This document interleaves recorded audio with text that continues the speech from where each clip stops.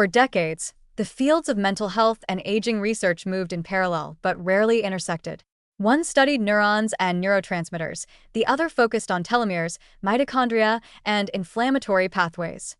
But modern science is drawing a bold new line between the two. Your mood may be aging you, and your aging body may be feeding back into your mind. Depression, anxiety, and chronic stress aren't just psychological burdens, they are biological accelerants, speeding up the hallmarks of aging like cellular senescence, immune dysfunction, and mitochondrial decline. And at the center of this mind-body nexus is an unlikely agent of hope, psilocybin, the active compound in psychedelic mushrooms. First, the bad news. Chronic psychological distress takes a brutal toll on the body. People with long-term depression or anxiety disorders have been shown to have shorter telomeres, those protective caps on the ends of chromosomes that fray as we age. They also tend to have higher levels of cortisol, the stress hormone that, in excess, impairs immune function, disrupts sleep, and accelerates brain atrophy, especially in the hippocampus, the memory hub that's notoriously vulnerable in Alzheimer's.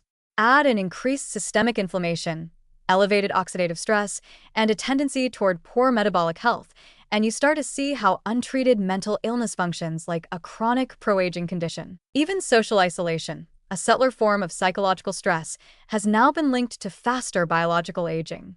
Loneliness raises inflammatory cytokines, disrupts the gut microbiome, and alters gene expression in immune cells, pushing the body into a state of low-grade, chronic alarm. Over time, this erodes both physical resilience and cognitive clarity. It's no wonder that people with untreated depression in midlife have a significantly higher risk of developing dementia or dying prematurely from all causes. Now, the good news: psilocybin may be one of the few tools capable of addressing both the psychological and cellular sides of aging at once. Its antidepressant effects are now well documented in clinical trials, where a single guided session has led to months of remission from treatment-resistant depression.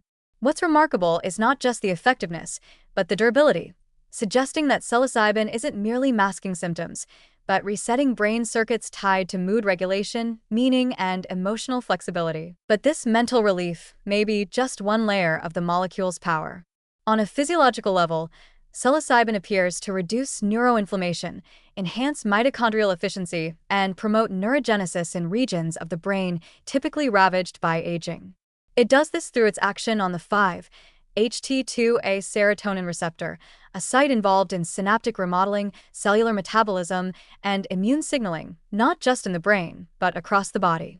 Early studies suggest that psilocybin's activation of this receptor may recalibrate stress responses at the molecular level, lowering inflammatory tone and restoring balance to neural immune crosstalk. In essence, psilocybin may offer a two-front approach to longevity.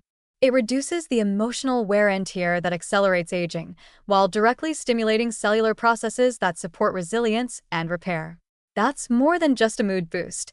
It's a recalibration of the aging trajectory. And importantly, psilocybin may restore something else that tends to shrink with age and stress: perspective. Many participants in clinical studies report renewed clarity about life priorities, greater emotional openness, and reduced fear of death. These aren't just feel-good anecdotes. They translate into better sleep, healthier behaviors, improved social connection, and even reduced biological markers of aging, including lower levels of inflammatory proteins and better autonomic nervous system balance. It's not hyperbole to say that mental health is one of the most underappreciated levers in the fight against aging. And in psilocybin, we may have found a compound that speaks fluently to both realms, bridging the biochemical and the existential, the cellular and the emotional.